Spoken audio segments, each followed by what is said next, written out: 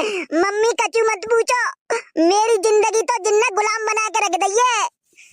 अरे कोई बात नहीं लाली, सासुरे में दुख सुख सब जिन्नो पत्तू है।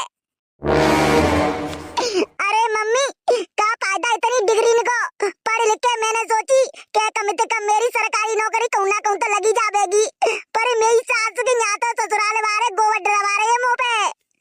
अरे लाली कोई बात ना, सब काम करना पत्तू है। और मम्मी वो कसम, अगरबत्ती जैसी टांग को सबेते निकल जावे वो गत्ते, और संज्ञा को आवे वो मुंह पी के नहीं। अरे लाली ऐसा ना बोलता, पति पनवेश्वर होते हैं।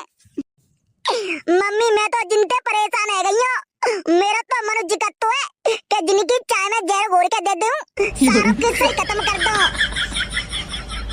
अरे नकटी दे दे चाय में जहर घोल के, नहीं फिर सोच क्या को रही है।